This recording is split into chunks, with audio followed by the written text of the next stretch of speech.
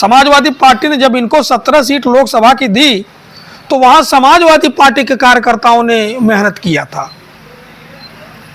खुद राहुल गांधी के जो विधानसभा रायबरेली, वहां बस्ता जो है खदेड़ दिया गया था, जो बस्ता लगाए थे कांग्रेस के जो एक आध दो कार्यकर्ता थे। यकीन मानिए अभी वहां भी कुछ यादव समाज के जो युवक थे, जो कट्टर समाजवादी लोग हैं, उन लोगों ने वहां रुक करके बस्ता लगाया। 100 सीट इनको दे दी जाए लड़ने के लिए कांग्रेस को, तो 97-98 सीट जो भारतीय जनता पार्टी यूं ही जीत जाएगी। अब बाकी जो है उसको ज्यादा मेहनत नहीं करनी पड़ेगी अपनी जीत के लिए। समझ सकते हैं आप कितना आसान हो जाएगी उत्तर प्रदेश में उसकी जीत। अब अखिलेश जी यही नहीं चाहते। एक अखिलेश यादव जी को घेरने के लिए कामयाब हुआ। यानी अखिलेश यादव जी के विषय में और सपा के विषय में एक बात कह सकते हैं, उन्होंने जिस जिस पार्टी को जीवन दान दिया वही पार्टी जो है उनके पार्टी के लिए एक तरह से विपत्ति का कारण बन गई। नमस्कार। उत्तर प्रदेश में 2027 या 2026 के अंत में विधानसभा चुनाव होना तय है। कांग्रेस पार्टी और समाजवादी पार्टी के बीच में गठबंधन है। इसी के तहत कांग्रेस पार्टी चाहती है कि समाजवादी पार्टी उनको जो है कम से कम 100 सीट या अधिक से अधिक जो है 150 सीटें दे। यकीन मानिए अगर इतनी सीटें समाजवादी पार्टी ने कांग्रेस को दिया, मान लीजिए जैसे अगर समाजवादी पार्टी ने कांग्रेस को 100 सीट भी दिया ना, तो भारतीय जनता पार्टी 97 सीट जीत जाएगी। यानी 97 सीट समाजवादी पार्टी जीत के रूप में दे रही है भारतीय जनता पार्टी को। यह बात कांग्रेस पार्टी मानने को तैयार ही नहीं है। यह मैं क्यों कह रहा हूं? क्योंकि यह जहां मैं बैठा हूं यह तरौलिया विधानसभा है। अगर मान लीजिए यह विधानसभा सीट मान लीजिए अगर कांग्रेस को दे दिया जाए लड़ने के लिए, तो यहाँ कांग्रेस का कोई कार्यकर्ता नहीं है जो किसी गांव में जाकर के, किसी बूथ पर जाकर के या जिले के किसी कार्यालय में कांग्रेस का बस्ता लगा ले। बस्ता जिस दिन चुनाव पड़े, जिस दिन वोट हो, धरना प्रदर्शन या कोई अन्य मुद्दे की बात ही छोड़िए, बस्ता लगाना दूर, बस्ता नहीं लगा पाएंगे। उनका कोई कार्यकर्ता ही नहीं है। अगर 100 सीट ये पा जाए ना, तो 97 सीट जो है भारतीय जनता पार्टी जीत जाएगी। क्योंकि समाजवादी पार्टी कार्यकर्ताओं के दम पर सोचते हैं इनको यह जीत मिल जाए। सपा अगर इनको 100 सीट दे तो इनके कार्यकर्ता मेहनत कर दें और हम जो जीत जाएं। यही हुआ था। समाजवादी पार्टी ने जब इनको 17 सीट लोकसभा की दी तो वहां समाजवादी पार्टी के कार्यकर्ताओं ने मेहनत किया था।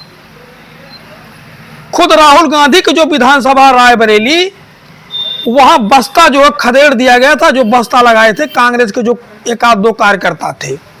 क्योंकि रायबरेली अभी एक ऐसी विधानसभा सीट है जहां कुछ कांग्रेसी मिल जाएंगे कहीं कहीं, वहां उन बस्ता को खदेड़ दिया गया था।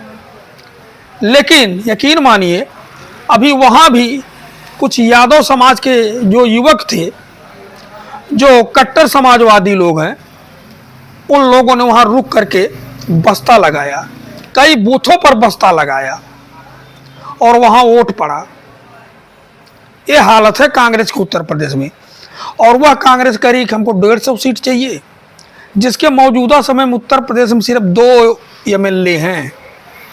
एक महाराजगंज में फरिंदा में और एक जो है यहाँ प्रतापगढ़ की आराधना तिवारी मोना रामपुर खास से।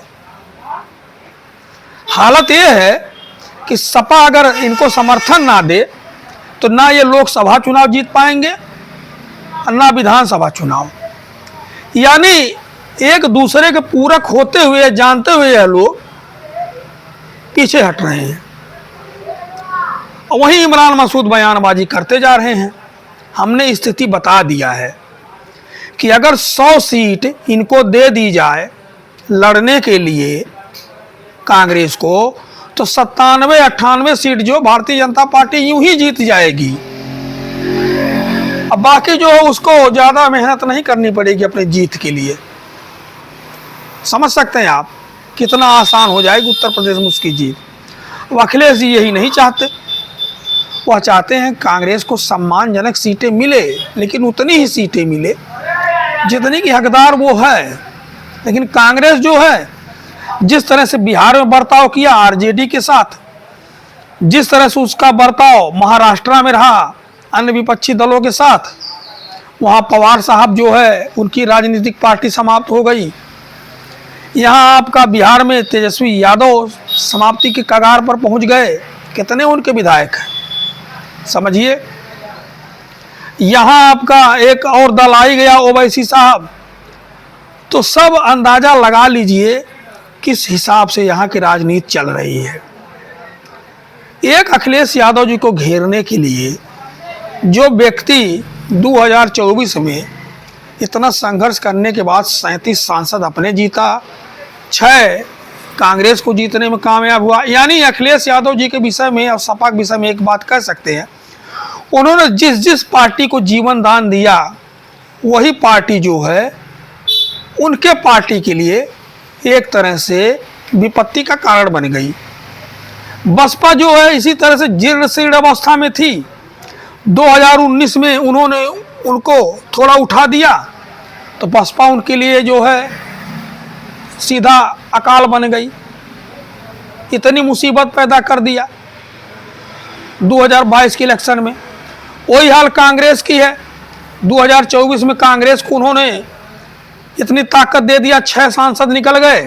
तब कांग्रेस समझती है कि इन्हीं के कार्यकर्ताओं के दम पर, इन्हीं के नेताओं के दम पर हमारे कुछ विधायक जीत जाएं। तो कांग्रेस की ये सोचना है। बाकी आप ही खुद देख लीजिए, अपने ज़िले में, अपने ब्लॉक में, अपने गांव में कितने कांग्रेसी मिलेंगे। आप जो है ना भाई साहब उंगलियों पर नहीं गिन पाएंगे। आपको सोचना पड़ेगा कि हमारे गांव में कौन सा कांग्रेसी है, कौन सा कांग्रेस में है। तो ये इन लोगों का जो है हरकत है। यानी इन लोगों को भाजपा को नहीं हराना है, इन लोगों को विपक्ष से लड़ना है, विपक्ष को कमज़ोर करना है। चाहे इसके लिए इनकी सरकार आवे चाहे जी ना आवे। अरे ये 35 साल से सत्ता से बाहर हैं, 45 साल और रहेंगे। जनता चाहे इसमें पिसती रहे। पिछड़े, दलित, अल्पसंख्यक, अगड़े, जो भी है, महिलाएं, इनको नुकसान होता रहा। इससे कांग्रेस को कोई मतलब नहीं है। मतलब तो यही निकल रहा है ना इस बात का, जो कांग्रेस पार्टी जिद ठान रखी है। बाकी आप लोग अपनी राय बताइएगा। धन्यवाद, नमस्कार।